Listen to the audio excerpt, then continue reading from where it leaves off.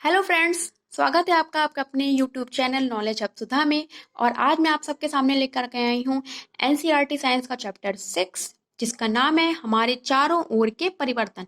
मतलब हमारे आसपास क्या क्या तरह के चेंजमेंट या परिवर्तन हमारी डेली लाइफ में होते हैं, उसके बारे में इस टॉपिक में बताया गया, इस चैप्टर में बताया गया। तो ये चैप्टर बहुत इंटरेस्टिंग है और इसको आपको पढ़ने में बहुत इंटरेस्ट आएगा, क्योंकि कुछ ऐसी चीज़ें जिनके बारे में हम नहीं जानते, नई चीज़ें हैं, तो वो थोड़ी सी स्ट्रेस देती हैं हमें।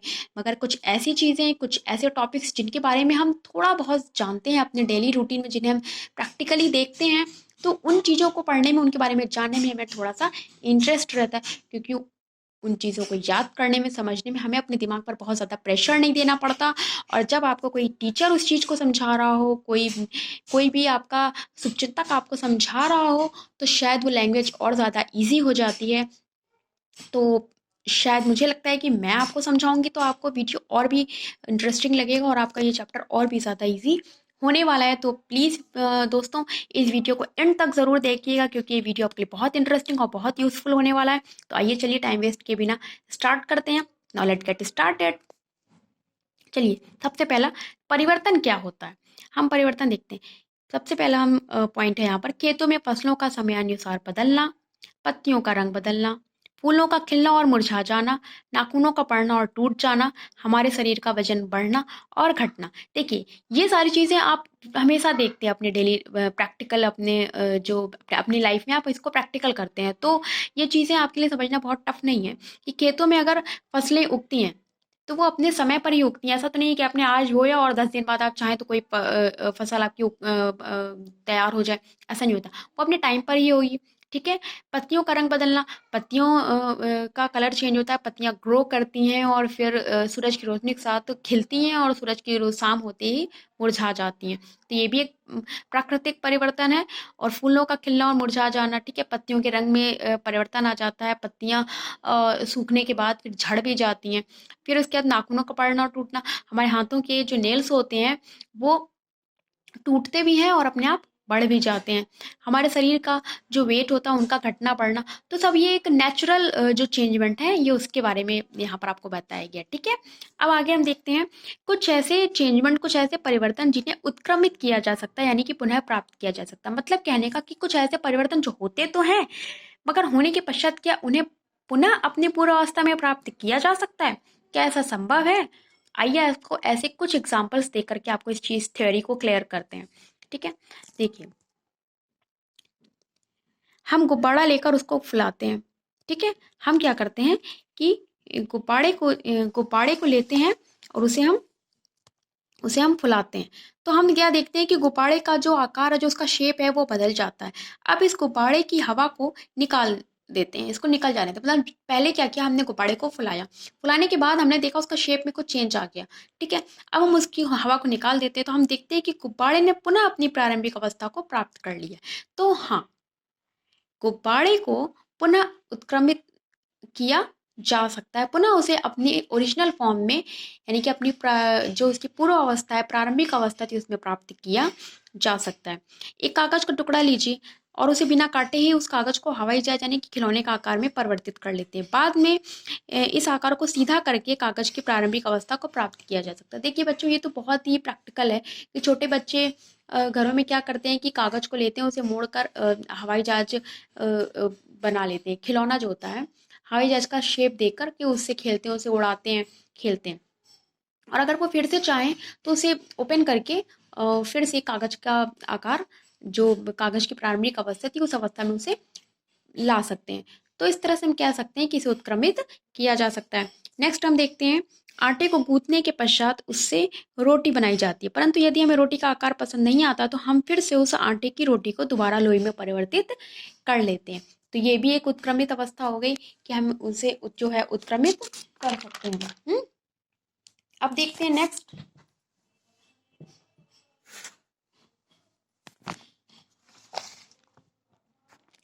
देखिए, इस प्रकार इन तीनों परिवर्तनों को हम उत्क्रमित परिवर्तन कहते हैं, ठीक है। मतलब इस उत्क्रमित परिवर्तन का मतलब यहाँ पर ये है कि हम कोई भी कार्य अगर करते हैं, कोई भी परिवर्तन अगर हम देखते हैं, तो क्या उस परिवर्तन को पुनः अपनी ओरिजिनल स्टेज पर अगर हम ला सकते हैं तो वो उत्क्रमित परिवर्तन कहलाता है। चलिए अब नेक्स्ट देखते हैं, ऐसे परिवर्तन जिन्हें उत्क्रमित नहीं किया जा सकता, अर्थात जिन्हें पुनः प्राप्त नहीं किया जा सकता। तो बच्चों, अभी तक हमने कुछ ऐसे परिवर्तन के बारे में देखा था, कुछ ऐसे परिवर्तन जो है हमने देखे थे जिन्हें हम उत्क्रमित कर सकते थे, पूर्व अपनी जो अवस्था थी उसमें प्राप्त कर सकते थे। पर अब हम कुछ ऐसे परिवर्तन देखेंगे जिन्हें हम उत्क्रमित नहीं कर सकते। देखिए, गुब्बारे को पुनः लिया, वही प्रक्रिया हम फिर से दोहराते हैं कि दोहराएंगे, परंतु इस बार गुब्बारे को फुलाने के पश्चात उसे किसी धागे या रबड़ की सहायता से बांध देते हैं, फिर किसी नुकीली वस्तु से उस गुब्बारे में छेद कर देते हैं।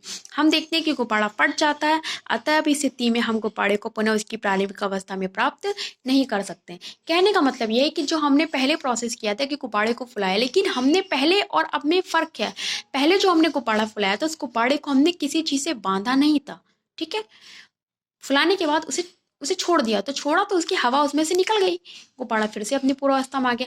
बट एट दिस टाइम हमने क्या किया कि गुब्बारे को फुलाने के बाद उसे किसी रबड़ या धागे से अच्छे से कस के बांध दिया, और बांधने के बाद हमने क्या किया, उस फूले हुए गुब्बारे में हमने एक किसी भी जो पॉइंटेड आपकी जैसे शार्प्ड पेंसिल हो या कोई भी पॉइंटेड चीज़ हो, सुई हो, उससे उसमें छेद कर दिया। छेद करने से क्या हुई, जो उसके अंदर गैस भरी थी हमने, वो सारी गैस निकल गई। गैस निकल गई तो गुब्बारा फट गया। अब फटे हुए गुब्बारे को अब वापस से उसकी ओरिजिनल फॉर्म में तो नहीं ला सकते ना, तो यहाँ पर हम गुब्बारे को पुनः उत्क्रमित नहीं कर सकते। नेक्स्ट पॉइंट देखिए, आटे वाली चीज़।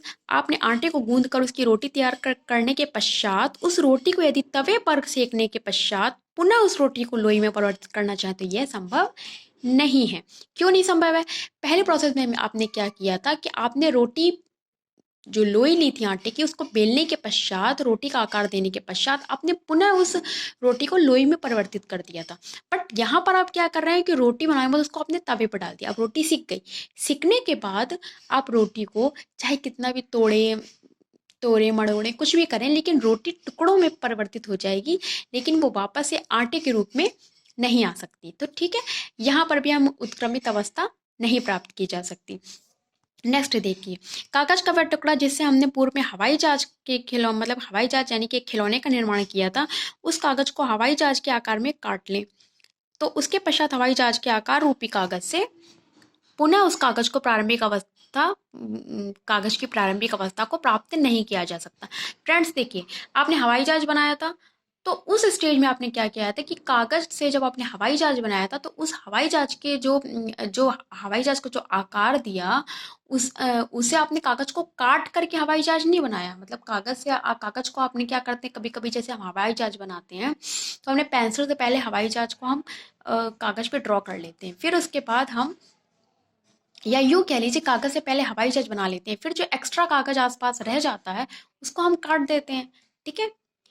जब हम कागज़ को काट देंगे, अब हमारे पास केवल हवाई जहाज का टुकड़ा बचता है। तो उस टुकड़े को अगर हम वापस से ओपन करते हैं, रीओपन करते हैं, तो हमें वापस से वो कागज़ की जो ओरिजिनल स्टेज थी वो नहीं प्राप्त होगा, क्योंकि हमने कागज़ को काट करके हवाई जहाज बनाया। और उसके पहले हमें उत्क्रमित अवस्था इसलिए प्राप्त हो गई थी क्योंकि हमने जो कागज़ था उसको बिना काटे छांटे ही हवाई जहाज बनाया था, ठीक है। तो यहाँ पर आपको डिफरेंस समझ में आ गया। नेक्स्ट पॉइंट देखते हैं, पेंसिल और रबड़ का उपयोग हम करने के लिए पश्चात हम देखते हैं कि इन दोनों के आकार में परिवर्तन हो जाता है, परंतु पुनः पेंसिल और रबड़ की प्रारंभिक अवस्था को प्राप्त नहीं किया जा सकता। देखिए, आप जो पेंसिल और रबड़ का यूज़ करते हैं, तो जैसे पेंसिल से आपको लिखना है तो पेंसिल को आप शार्प करते हैं, तो शार्प करेंगे तो पेंसिल की जो लंबाई है उसमें परिवर्तन होता है। इसी तरह से रबड़ से जब हम रफ करते हैं, जब हम किसी चीज़ को रफ करते हैं, तो रबड़ भी घिसती है। तो अब वापस से अगर आप चाहें कि पेंसिल की वही ओरिजिनल स्टेज और रबड़ की वही ओरिजिनल स्टेज को हम रिक्रिएट कर लें, प्राप्त कर लें, तो ऐसा संभव नहीं है। तो ये भी उत्क्रमित अवस्था में नहीं आता। नेक्स्ट देखते हैं, परिवर्तन के अन्य प्रकार। देखिए, कुछ औजारों में लोहे के फलक को एक लकड़ी के हत्थे पर किस प्रकार जड़ दिया जाता है। देखिए, कुछ ऐसे औजार जैसे आपने देखा है कुल्हाड़ी या हथौड़ा या हुरसा, ये सब आप हुरसा सॉरी फौड़ा, ठीक है, फौड़ा भी आपने देखा होगा। तो ये सब क्या होते हैं, इनमें जो लोहे का जो फलक होता है उसमें एक वलय, एक ऐसा गोल छेद होता है जिसमें लकड़ी के हत्थे को फंसे, जैसे आपने देखा होगा फौड़ा सबके घर में होता है जिससे मिट्टी निकाली जाती है। तो जो उसमें लोहे का जो फलक होता है उसमें एक वलय होता है, एक गोल छेद होता है जिसमें लकड़ी का हत्था, जिस हत्थे को पकड़ के हम मिट्टी खोदते हैं, निकालते हैं, तो उस लकड़ी के हत्थे को उसमें फंसाया जाता है। तो ये प्रोसेस क्या होता है, कैसे होता है, देखिए प्रसार प्रसार की प्रक्रिया के द्वारा ये प्रोसेस होता है। इन औजारों में लोहे की पलक में एक वलय या गोल छिद्र होता है जिसमें लकड़ी के हत्थे को फंसा दिया जाता है। साधारणतया इस वलय का आकार लकड़ी के हत्थे के घेरे से थोड़ा छोटा होता है। देखिए ये जो वलय का आकार होता है, तो लकड़ी का जो हत्था होता है, जो घेरा होता है, जो वो घेरा, वो हिस्सा जिसको हम उस वलय में डालते हैं, लकड़ी का घेरा बड़ा होता है उस वलय के, सॉरी वलय का, हाँ, लकड़ी के हत्थे के घेरे से थोड़ा छोटा होता है। जो जो लकड़ी का घेरा होता है वो बड़ा होता है, और जो वलय का आकार होता है, जिस छिद्र में हमें उस लकड़ी के हत्थे को डालना है, वो वलय का आकार छोटा होता है। अब हत्थे को वलय में फंसाने के लिए वलय को थोड़ा हम गर्म करते हैं। गर्म करने से क्या होता है कि उसका आकार बड़ा हो जाता है, यानी कि उस वलय में प्रसार हो जाता है। गर्म करने पर वो उसका आकार थोड़ा फैल जाता है। इस फैलने की प्रक्रिया को हम प्रसार कहते हैं। ठीक है, बात आ गई समझ में, क्लियर हो गया कि ये सब क्या होता है। कि देखिए जो वलय जिस छेद में हमें लकड़ी के हत्थे को डालना है, वो छेद जो होता है छोटा होता है। उसको बड़ा करने के लिए हम क्या करते हैं कि उस वलय को पहले हम गर्म करते हैं। गर्म करने पर उस वलय में प्रसार होता है, जिससे उसका आकार बढ़ जाता है। अगला देखते हैं संकुचन। प्रसार की प्रक्रिया के फलस्वरूप प्राप्त वलय में आसानी से हत्थे को डाल दिया जाता है, और जब वलय ठंडा हो जाता है तो वो सिकुड़ जाता है। इस सिकुड़ने को जिससे उसमें हत्था आसानी से कस जाता है, और इसी प्रक्रिया को हम संकुचन कहते हैं। देखिए जब गर्म किया तो वलय का आकार बढ़ गया, उसमें हमने क्या किया कि लकड़ी के हत्थे को डाल दिया। अब डाल तो दिया, लेकिन वलय का आकार बढ़ गया, और लकड़ी का हत्थे का जो घेरा है उसका आकार छोटा है, तो वो तो निकल जाएगा आसानी से, मगर ऐसा नहीं होता है। फिर जैसे जैसे वो वलय ठंडा होने लगता है तो वो सिकुड़ने लगता है उसका आकार, यानी कि उसमें संकुचन होने लगता है, और वो आसानी से उस लकड़ी के हत्थे का जो घेरा होता है उसमें फिट हो जाता है, जिससे वो निकल नहीं पाता है। ठीक है, तो ये पूरी प्रक्रिया हो गई प्रसार और संकुचन की। अब देखिए प्रसार और संकुचन की प्रक्रिया का उपयोग हम बैलगाड़ी के, जो बैलगाड़ी होती है उसके लकड़ी के पहिए पर लोहे की रिम को कसने के लिए करते हैं। आपने देखा होगा जनरली जो बैलगाड़ियां होती हैं उसमें जो पहिया होता है लकड़ी का, उसके ऊपर लोहे की रिम चढ़ी होती है। तो इस पूरे प्रोसेस में भी हम इसी प्रक्रिया का यूज करते हैं।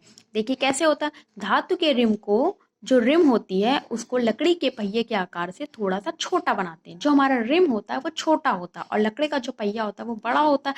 पर अब वो उस पर चढ़ेगा कैसे, छोटा पहिया बड़ी चीज पर कैसे फिट होगा आके। देखिए हम उस लकड़ी के जो धातु की जो मेटल की रिम है उसको गर्म करते हैं। गर्म करने पर रिम का आकार में प्रसार होने के कारण रिम आसानी से पहिए पर चढ़ जाता है, और अब पहिए के ऊपर ठंडा पानी डालते हैं जिससे रिम ठंडा हो जाता है, और संकुचन की प्रक्रिया के फलस्वरूप रिम पहिए के ऊपर आसानी से कस जाता है। वही प्रोसेस है जो मैंने आपको पीछे बताया। रिम को हम पहले गर्म करेंगे तो उसका आकार में प्रसार हो जाता है, बढ़ जाता है, तो उसको आसानी से हम उस पहिए के ऊपर जो है रिम को फिट कर देते हैं।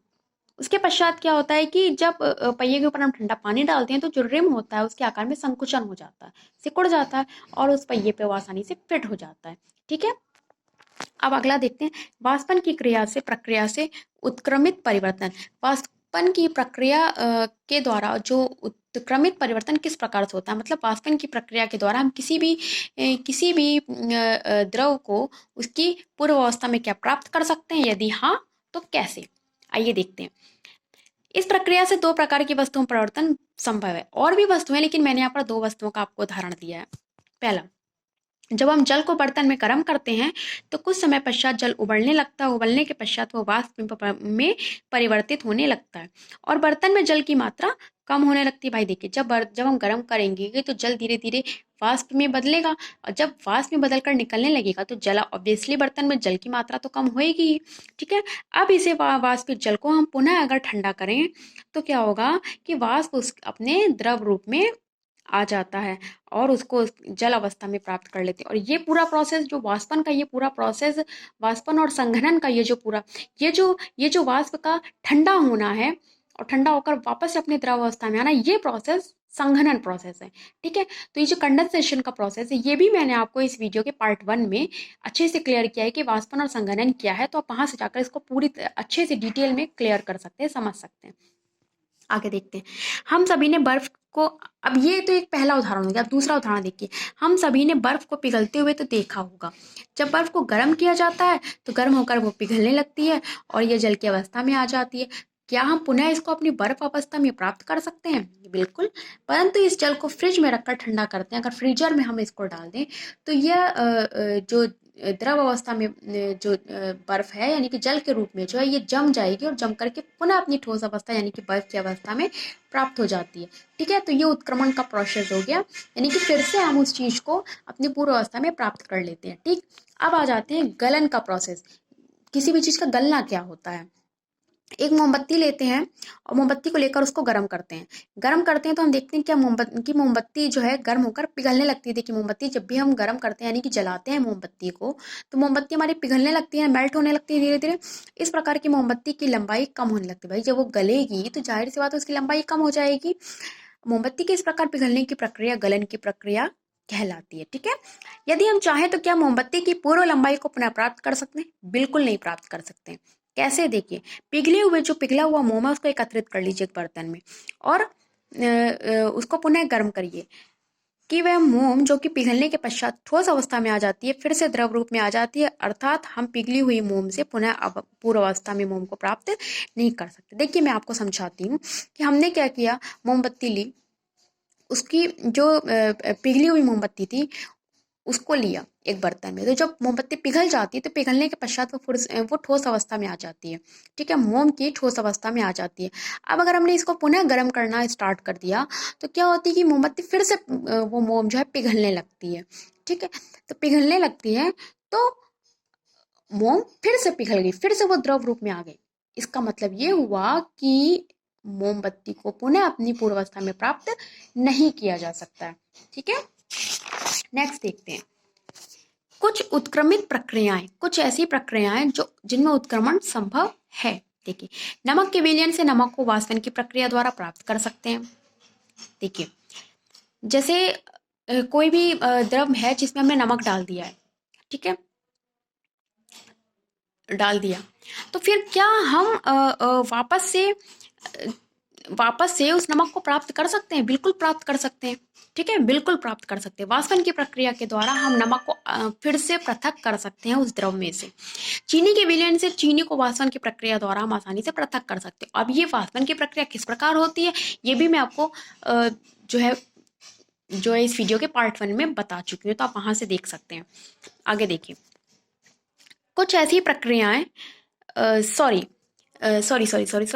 ये जो मैंने अभी आपको बोला कि जो ये नमक का विलयन से नमक को वाष्पन की प्रक्रिया द्वारा किस प्रकार प्राप्त कर सकते हैं और चीनी के विलयन से चीनी को वाष्पन की प्रक्रिया द्वारा किस प्रकार प्राप्त कर सकते हैं, तो ये आपको मैंने चैप्टर 5 में बहुत ही अच्छे से क्लियरली इस चीज़ को डिस्क्राइब किया, तो आप वहाँ से जाकर के देख सकते हैं और उसका लिंक मैंने आपको डिस्क्रिप्शन बॉक्स में दे दिया है। ठीक है, तो ये चीज़ मैंने उसमें वहाँ पर आपको बताई। फिर भी मैं शॉर्ट वे में आपको बता देती हूँ कि जो नमक का विलयन होता है जिसमें नमक होता है, तो हम क्या करते हैं उस विलयन को हम गर्म करते हैं। गर्म करने से क्या होता है कि जो जल होता है वो वाष्प के रूप में निकल कर बाहर चला जाता है और हमें बर्तन में जो है नमक रह जाता है और जल वाष्प के रूप में निकल जाता है। ठीक है, चीनी के विलयन से चीनी को भी वाष्पन की प्रक्रिया द्वारा इसी प्रकार प्राप्त कर सकते हैं। और इसको बहुत अच्छे से समझना हो तो आप डिस्क्रिप्शन जाके चैप्टर 5 का लिंक वहां से ले सकते हैं और उसको अच्छे से क्लियर कर सकते हैं। नेक्स्ट देखते हैं इस चैप्टर का लास्ट पॉइंट है कुछ ऐसी प्रक्रियाएं जिन्हें उत्क्रमित नहीं किया जा सकता। ठीक है, मतलब कुछ ऐसी प्रक्रियाएं जिनमें उनकी पूर्व स्टेज को जो ओरिजिनल स्टेज है उसको प्राप्त नहीं किया जा सकता। वो ऐसी प्रक्रियाएं क्या? कुछ मैंने लिया है, सभी नहीं लिया है, कुछ प्रक्रियाएं आपको बताएंगे। दूध से आप दही बनाते हैं। दूध से दही किस प्रकार बनाते हैं? दूध में दही की थोड़ी मात्रा डाल करके एक गर्म स्थान पर रखने के पश्चात कुछ घंटों बाद देखने पर दूध दही में बदल जाता है, परंतु इस दही से दूध प्राप्त नहीं किया जा सकता। देखिए, गुनगुना दूध लेते हैं, उस दूध में हम क्या करते हैं दही की थोड़ी मात्रा डाल करके उसे अच्छे से फेंट देते हैं। फेंटने के पश्चात हम क्या करते हैं उस दूध को एक गर्म स्थान पर रख देते हैं कुछ घंटों के लिए। फिर कुछ समय पश्चात हम जाकर देखते हैं तो हम क्या देखते हैं कि जो दही है वो जम जाता है। लेकिन अगर आपसे कोई कहे कि क्या इस दही से पुनः दूध प्राप्त कर सकते हो, तो ये असंभव है। ठीक है, अब नेक्स्ट प्रोसेस, धूपबत्ती जलाने के पश्चात कुछ नए पदार्थ धुआं और राख उससे प्राप्त होता है, परंतु इस राख से पुनः धूपबत्ती प्राप्त नहीं किया जा सकता। बिल्कुल सिंपल सी चीज़ है जो कि आप डेली लाइफ में आप प्रैक्टिकल करते हैं। आप जब पूजा करते हैं तो आप देखते होंगे कि जब आप धूपबत्ती जलाते हैं पूजा करने के लिए तो धूपबत्ती जल करके उससे धुआं निकलता है। जो कि जिसे हम सिर्फ महसूस कर सकते हैं, उसे पकड़ कर अपने पास नहीं रख सकते धुएं को, ठीक है। और राख जो धूपबत्ती से गिरती है नीचे, ये दो अवस्थाएं हमें उसकी प्राप्त होती हैं धूपबत्ती की, उस पदार्थ की। लेकिन अगर आपसे कोई कहे कि क्या आप इसे फिर से धूपबत्ती बना सकते हैं, ये असंभव है, ठीक है। तो कुछ ऐसे एग्जाम्पल्स हैं हमारे प्रैक्टिकली हमारी लाइफ में, जिनसे हम पुनः उनसे अपनी ओरिजिनल स्टेज में प्राप्त नहीं कर सकते हैं, ठीक है। तो ये तो हो गया हमारे आसपास के जो परिवर्तन थे, हमारे आसपास के जो चेंजमेंट थे, ये इस पूरे चैप्टर में बताया गया। तो फ्रेंड्स, मुझे उम्मीद है, आई जस्ट होप कि आपको ये पूरा चैप्टर पढ़ने में बहुत मज़ा आया होगा, क्योंकि इस पूरे चैप्टर में, क्योंकि भाई मुझे तो पढ़ाने में बहुत मज़ा आया, क्योंकि इस पूरे चैप्टर में जो भी चीज़ें आपको बताई गई हैं वो आपके प्रैक्टिकल लाइफ से रिलेट करती हैं। तो जो चीज़ हमारी प्रैक्टिकल लाइफ से रिलेट करती हैं, तो उन सभी चीज़ों को पढ़ने में, उसे समझने में बहुत ज़्यादा मज़ा आता है, ठीक है। तो ये वीडियो आपके लिए बहुत ही यूज़फुल थी। आई जस्ट होप कि आपको बहुत अच्छी लगी हो। फ्रेंड्स, अभी इस चैप्टर का एक्सरसाइजेज अभी बाकी हैं, ठीक है। तो वो मैं आपको नेक्स्ट वीडियो में कराऊंगी, ठीक है। तो फ्रेंड्स, तब तक के लिए, अगर आपने मेरे चैनल को अभी तक सब्सक्राइब नहीं किया तो प्लीज़ मेरे चैनल को सब्सक्राइब करें। अगर इससे मेरा वीडियो आपको पसंद आए, मेरा way of talking, way of teaching आपको पसंद आई हो, तो आप प्लीज़ मेरे चैनल को लाइक भी करें और आगे अपने दोस्तों में शेयर करें, क्योंकि ये बहुत ही नॉलेजेबल वीडियो है, तो ये सभी के लिए यूज़फुल हो सकती है। तो आप लोगों में इसे शेयर करें। और अगर आपको कोई भी डाउट हो तो आप कमेंट सेक्शन में अपने डाउट्स लिखना बिल्कुल ना भूलें, मैं उसका रिप्लाई ज़रूर दूंगी। सो चलिए, मिलते हैं इसके पार्ट 2 में। तब तक के लिए goodbye and thank you so much.